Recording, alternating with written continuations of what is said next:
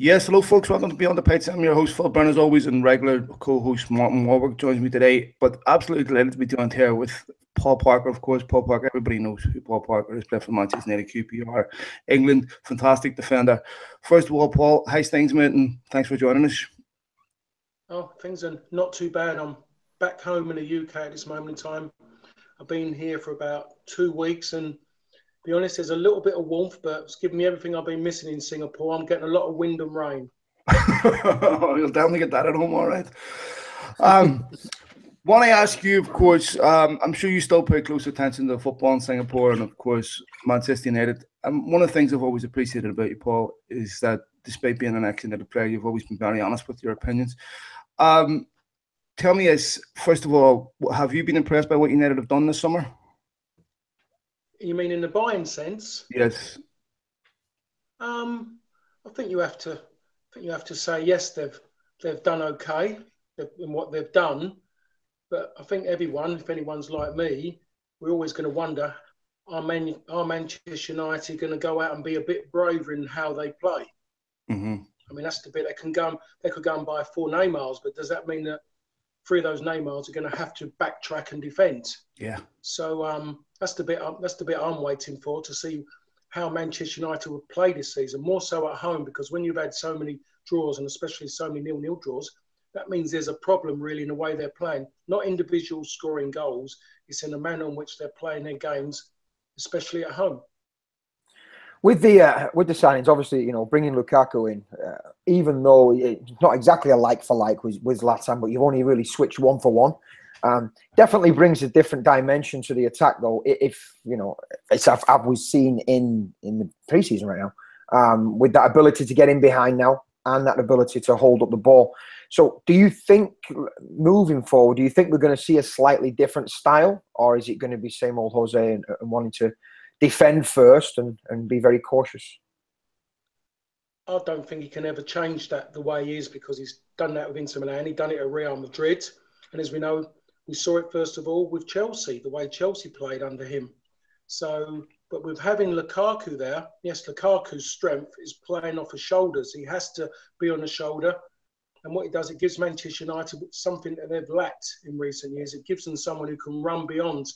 If you've got someone who can run beyond, that stretches the midfield. Then that allows Manchester United ball players, if they're allowed to get on the ball and do what they're good at. Are we going to see a little bit more from Mkhitaryan? Are we going to see him have the space to be able to pin the player down and go one-on-one against him, as we saw a lot of times when he was at Dortmund?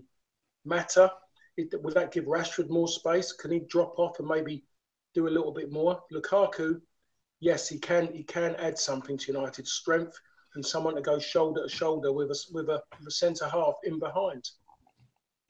You say that Mourinho can't change. He will be what he is. So in that sense, would you say he's a Man United manager? Not when you talk about how Manchester United have been over years and what supporters want to see. No, he's not. He hasn't. He's definitely, in my opinion, not been a Manchester United manager. What I know, 5 years with Sir Alex Ferguson, and then quite a few years watching Manchester United under Sir Alex Ferguson, and then prior to that, as everyone always follows Manchester United, there was always this style. That's been changed, and I think now we have to say football's changed as well. So at the end of the day, one side of it, I'd love to see United play as they did under my time and after, but maybe I should be more of a realist and suddenly realise that football doesn't really allow you to be adventurous if you want to keep your job in a game. You can't afford to lose games. That's a good point, because, I mean, obviously last season, target number one was to get us back in the Champions League. At all costs, it seemed. We saw some tedious play at times, obviously, with the many draws, going away to the so-called other big four, big five teams and being very, very cautious and taking a point where we could get a point. Obviously, as United fans, we're not used to that. We want to see us go there, to go to the Emirates, go to Chelsea, go to White Hart Lane, go and try and win games. Obviously, hoping that somewhat the shackles are removed a little bit. What do you think of the Matic signing? Because from my point of view, that should allow more freedom for Paul Pogba, and Paul Pogba to have less defensive responsibility and do what we paid so much money for. Yeah, I think it's a good signing. I like Matic. I've always liked him from the moment Chelsea bought him. I thought he was fantastic season before last, and then Jose suddenly decided to leave him out the side for some reason. I mean, I couldn't see him as a player. They fell apart a little bit, but he was one of those players who was left out. Prior to that, he was very good. He was very good last season, scorer. But you look at him when he does score a goal. Generally, it's a great goal. And what you just said there, Martin. Now everyone's going to be looking for Paul Pogba, because I think everyone knows that Paul Pogba, when he gets in that final third and he goes one against anybody, 9 times out of 10 he goes around them. You know that if the ball's going to be delivered in the box, if he's not knocking that ball in, because you have to say, you look at his crossing ability, I think he's better than anyone in that team, in that squad. But when he's in the box, everything about him, he wants to get there and he wants to win a ball. He doesn't want not to score a goal, he wants to win the ball. He's brave, and he is a fantastic midfield player. But last season, straight away, he had chains around his ankles. He couldn't move. He was stuck in a deep position, overplaying, elaborating, whatever you want to say, being caught in possession, getting frustrated because I think he wasn't doing what he was good at. So he tried to do things that he didn't normally do, and it done him no favours. Paul, I want to ask you about young man Luke Shaw. He's come in for heavy criticism. One of the things that fans can never understand is the pressure of what it's like to play for a club like United that demands you win week in, week out. And that's maybe where the question marks are about Luke Shaw, perhaps not his ability, but maybe his mental ability. Would you say that Luke Shaw fills you with confidence that he's going to be someone that will be United left back for years to come?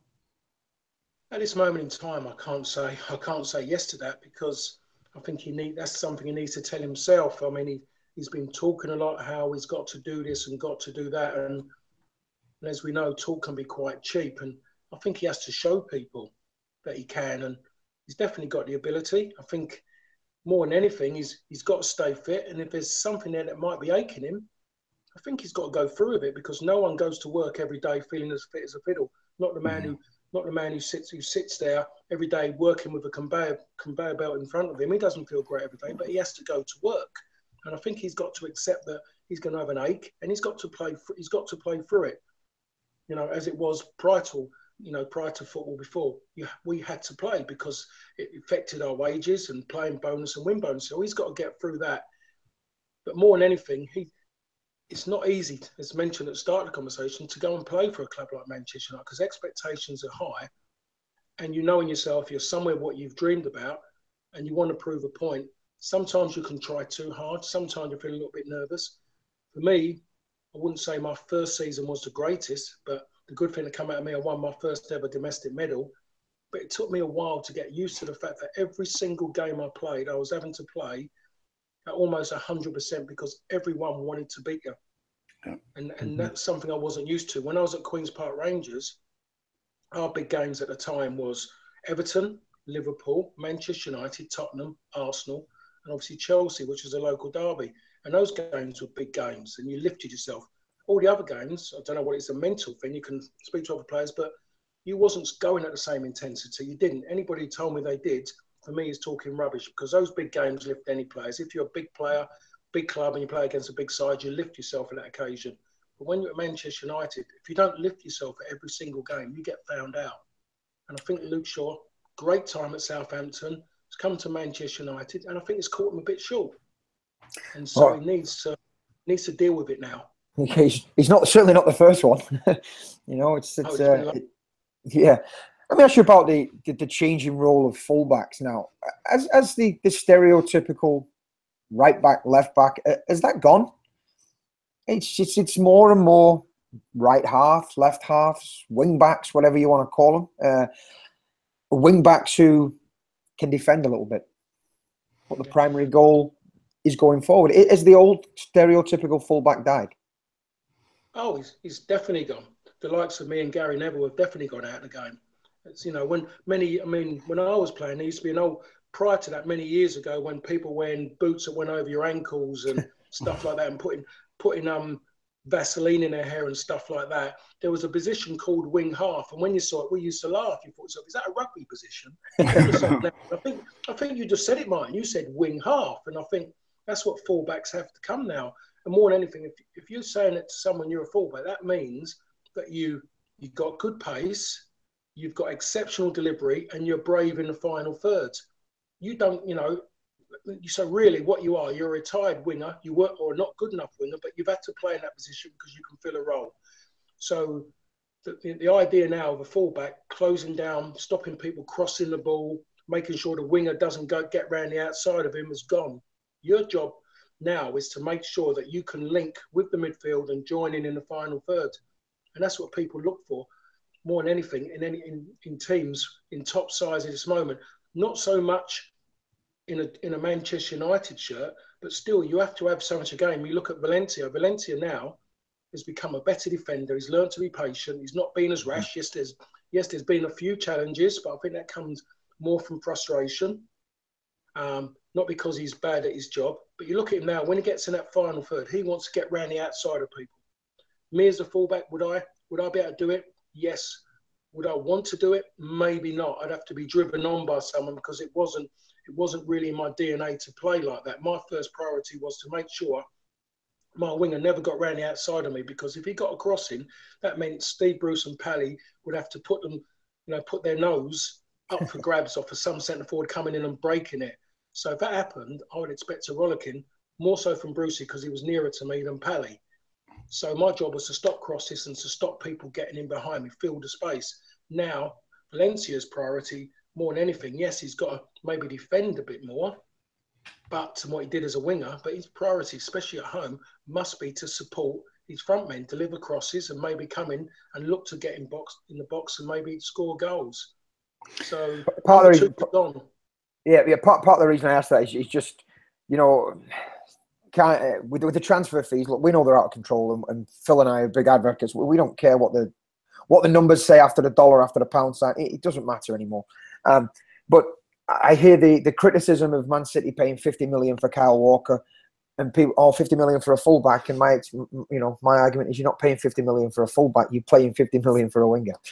Is really what you're paying, who can defend a little bit. So that's why I brought them. Paul, I want to ask you about your relationship now with Manchester United and how you look at United. Do you still look at your time at United fondly? Do you still have warm feelings towards the football club? Has that changed over the years? I've talked to a lot of ex-United players. Not everybody looks back at their time at the club fondly. Some people do, some people don't. What's your current view of your time at Manchester United and your opinion of them right now?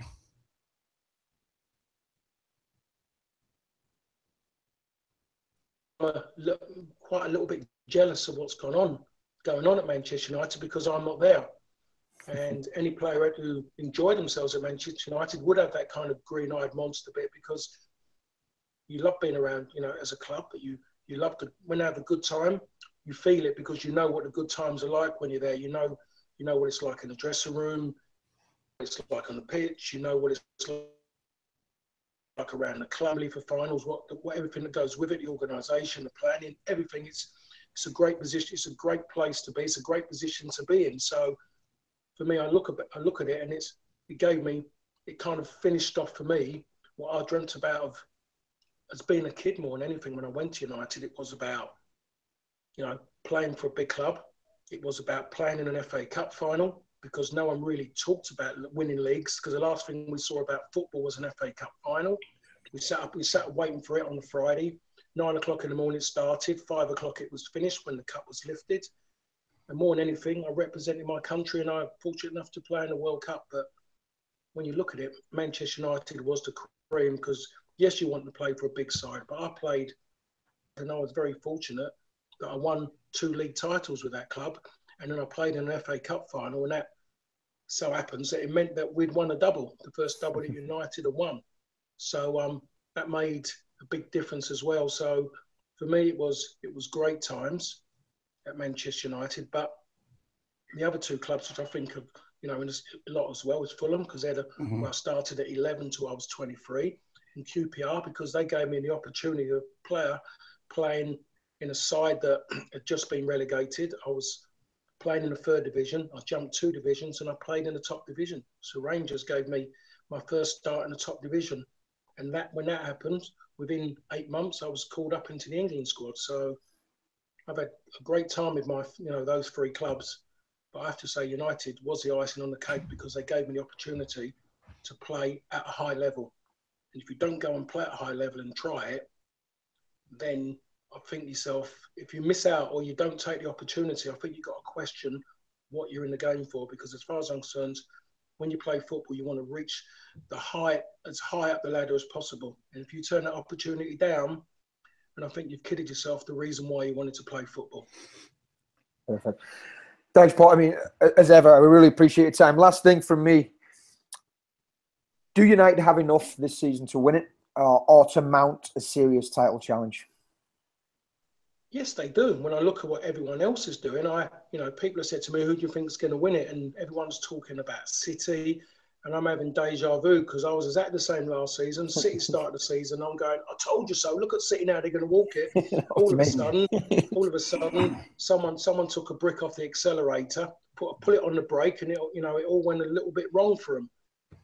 And you could see bits, and they've chugged along, flat to the sea, got over it. Big season for City, but I can't at this moment in time tell you who I 100% fancy. Mm-hmm. Now, if Tottenham was at another season at White Hart Lane, I would say I quite fancy Tottenham because I looked at Tottenham last season. Stupid thing I'm going to say here because I'm going totally against everything I believe in because I'm going to become a hypocrite now. I always say after we lost the league to Leeds in 92, was it 92? Yeah, 91, 92. Mm-hmm. I argued that we were the better team, but at the end of the day, Leeds were the better team because they won the league. I'm saying that Chelsea won the Premier League, but I looked at a complete team. Tottenham, for me, were a complete team. Defensively, maybe, two of the best centre-halves in the league. I looked at their midfield. No great star man doing it. There was a great unit that could defend and attack together, and the best striker in the Premier League in Harry Kane. What cost them was a bad start. So I like Tottenham, they're complete. But Chelsea were the better team because they won the league. But I look at Tottenham, and if they weren't playing at Wembley, I would go for them. Yes, they've made no signing, but as we know, you win leagues by having continuity. Mucking about with the team all the time causes problems, as we saw with Manchester United last season. You can't win leagues by keep messing about and making so many changes, especially in the back line. So at the moment, I wouldn't put anything on any team I'd really fancy to win the Premier League. So that puts United in a position that they could win the Premier League. The one thing United won't be doing is giving away many goals. Yeah. That is the one thing they're not going to be doing. What they do need, they need Lukaku to get involved in big games. I'm not going to say score goals because he has scored goals against big sides. But the problem with Lukaku, he does not get involved in big games. I watched a lot of big games last season he played in. For some reason, he wants to get out on that right wing, get the ball to his feet, twist and try and turn and run at people. When you're away from home doing that, you want the big man to get the ball. And if he knows there's no one around him, don't think about scoring a goal. Think first and foremost, keep possession so my team can have a breather and gain possession and then work it. There's enough quality players around to do that. He's got to learn to bring other people into the game. That was his biggest downfall at Everton. He did not bring enough people into the game because he wouldn't let the ball stick because he's thinking all the time, can I turn and score a goal? At United, you don't have to do that. There's enough good players that if you're patient, they'll pull it on your big toe. And if you're lucky, you'll only have to be a yard away from goal. And Paul, there you are. That might happen.